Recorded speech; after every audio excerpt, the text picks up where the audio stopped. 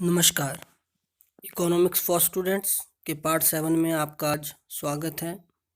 आज जो प्रश्न हम करने जा रहे हैं वो है कुल उपयोगिता, टोटल यूटिलिटी तथा सीमांत उपयोगिता, मार्जिनल यूटिलिटी में संबंध की तालिका व चित्र सहित व्याख्या करो। और जो दूसरा क्वेश्चन हम करने जा रहे हैं वो है घटती सीमांत उपयोगिता का नियम, law of diminishing marginal utility क्या है। दोनों इम्पॉर्टेंट क्वेश्चंस हैं। तो हम पहला क्वेश्चन लेते हैं। फर्स्ट क्वेश्चन है कुल उपयोगिता तथा सीमांत उपयोगिता में संबंध की तालिका व चित्र सहित व्याख्या। तो हमने पहले भी पढ़ लिया है कि कुल उपयोगिता क्या होती है। कुल उपयोगिता है किसी वस्तु की विभिन्न इकाइयों के उपभोग से प्राप्त उपयोगिता का जोड़। जितनी भी किसी वस्तु की इकाइयों का हमने उपभोग किया है, जब उनकी उपयोगिता को जोड़ा जाएगा तो वह कुल उपयोगिता कहलाती है। और सीमांत उपयोगिता, मार्जिनल यूटिलिटी है किसी वस्तु की एक अतिरिक्त इकाई का, जब हम एक सेपरेट जो इकाई है उसका हम उपभोग करेंगे तो कुल उपयोगिता में जो अंतर आ रहा है, जो परिवर्तन आता है, उसको हम सीमांत उपयोगिता कहते हैं। साथ ही हमने पढ़ा था कि जैसे जैसे हम अतिरिक्त इकाई का उपभोग करेंगे तो जो अतिरिक्त इकाई की उपयोगिता है वह कम होती जाती है, अर्थात सीमांत उपयोगिता घटती जाती है। तो अब चलते हैं संबंध की ओर। यहाँ पर हमारे पास एक तालिका दी गई है, आप उस तालिका को देख सकते हैं। एक तरफ मात्रा दी गई है, जो हम वस्तु का उपभोग कर रहे हैं उसकी विभिन्न इकाइयाँ दी हैं। कुल उपयोगिता दी गई है, सीमांत उपयोगिता दी गई है और उनका संबंध दिया गया है। तालिका में आप देख सकते हैं कि जब वस्तु की एक इकाई का उपभोग किया जाता है तो कुल उपयोगिता 8 है। जब 2 इकाइयों का उपभोग किया जाता है तो 14 उपयोगिता है कुल उपयोगिता।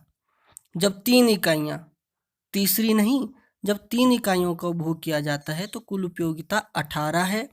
और जब 4 इकाइयों का उपभोग किया जाता है तो कुल उपयोगिता 20 है।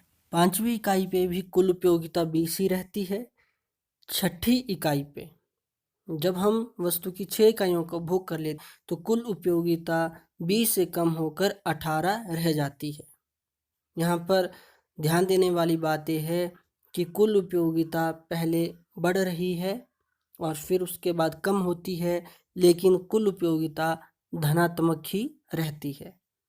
अब हम चलते हैं सीमांत उपयोगिता की ओर। तो आप देख सकते हैं कि पहली इकाई का उपभोग करने पर सीमांत उपयोगिता 8 है।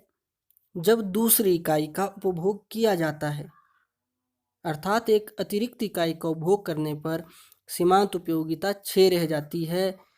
तीसरी इकाई का उपभोग करने पर आपके पास सीमांत उपयोगिता 4 रह जाती है। चौथी इकाई का उपभोग करने पर, जहाँ पर कुल उपयोगिता 20 है, सीमांत उपयोगिता यहाँ पर 2 रह जाती है। और 5वीं इकाई पर जब कुल उपयोगिता 20 ही है तो सीमांत उपयोगिता 0 हो जाती है। और 6ठी इकाई पर सीमांत उपयोगिता आप देख सकते हैं कि ऋणात्मक -2 हो जाती है।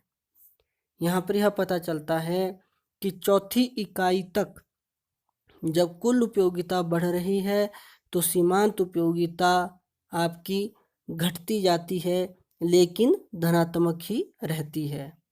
और 5वीं इकाई पर कुल उपयोगिता जब अपने अधिकतम बिंदु पर है, या कुल उपयोगिता जब अधिकतम है 20 है, तो सीमांत उपयोगिता 0 हो जाती है। और 6ठी इकाई पर जब कुल उपयोगिता 18 है तो सीमांत उपयोगिता -2 हो जाती है, अर्थात ऋणात्मक हो जाती है। तो इसकी व्याख्या हम ऐसे कर सकते हैं। नंबर 1, वस्तु की अतिरिक्त इकाइयों का लगातार उपभोग करने पर उनसे मिलने वाली सीमांत उपयोगिता कम होती जाती है, परंतु एक सीमा तक कुल उपयोगिता बढ़ती जाती है। आप देख सकते हैं 4 इकाइयों तक जो आपकी सीमांत उपयोगिता है वह कम होती जा रही है, लेकिन कुल उपयोगिता बढ़ती जा रही है। दूसरा, जब तक सीमांत उपयोगिता धनात्मक रहती है कुल उपयोगिता बढ़ती जाती है। तीसरा, जब कुल उपयोगिता अधिकतम होती है तो सीमांत उपयोगिता शून्य हो जाती है। आप देख सकते हैं 5वीं इकाई पे जो कुल उपयोगिता है वो 20 है, जबकि सीमांत उपयोगिता शून्य हो चुकी है और यह अवस्था पूर्ण संतुष्टि की अवस्था कहलाती है। फोर्थ, जब कुल उपयोगिता अधिकतम होकर घटना प्रारंभ करती है, 20 से 18 हो जाती है, तब सीमांत उपयोगिता ऋणात्मक हो जाती है, जो कि -2 दर्शाई गई है। पांचवा, सीमांत उपयोगिता धनात्मक, शून्य या ऋणात्मक हो सकती है, जबकि कुल उपयोगिता हमेशा धनात्मक ही होती है। अब हम इसकी व्याख्या चित्र के द्वारा भी कर सकते हैं। आपके पास यहाँ पर चित्र दिया गया है। चित्र आपने तालिका के अनुसार ही बनाना है और पेंसिल से ड्रॉ करना है। अब यहाँ पर आप डायग्राम में देख सकते हैं कि टोटल यूटिलिटी कर्व पार्ट 1 में दर्शाया गया है, जबकि मार्जिनल यूटिलिटी कर्व पार्ट 2 में है। डायग्राम 1 जो टोटल यूटिलिटी कर्व है उसमें आप स्पष्ट रूप से देख सकते हैं कि पॉइंट जी पर जो आपकी कुल उपयोगिता है वह अधिकतम है। इट मीन्स जो कंज्यूमर है उसको यहाँ पर अधिकतम संतुष्टि मिल रही है।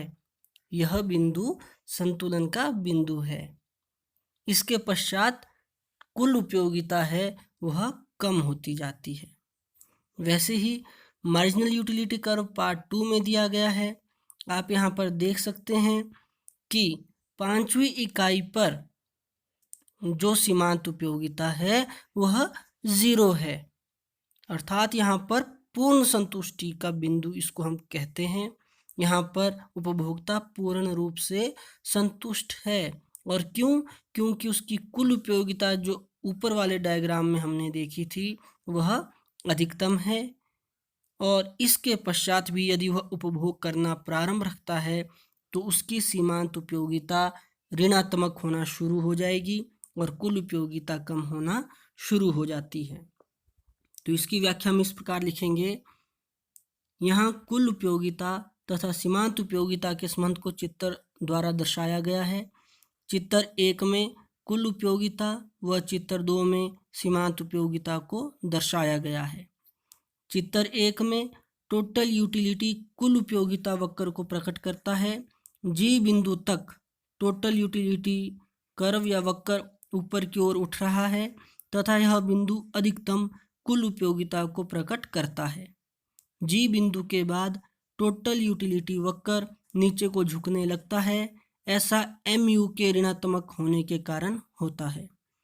चित्र 2 में MU वक्र बाएं से दाएं नीचे की ओर झुकती है। इसका अर्थ यह है कि प्रत्येक इकाई की उपयोगिता घटी जाती है। तो देखिए, दो बातें हमारे पास यहाँ पर क्लियर हो रही हैं कि उपभोक्ता संतुलन की स्थिति में उस समय होता है जब कुल उपयोगिता या तो अधिकतम हो या फिर सीमांत उपयोगिता शून्य हो। नेक्स्ट क्वेश्चन है, इंपॉर्टेंट क्वेश्चन है, घटती सीमांत उपयोगिता का नियम law of diminishing marginal utility क्या है?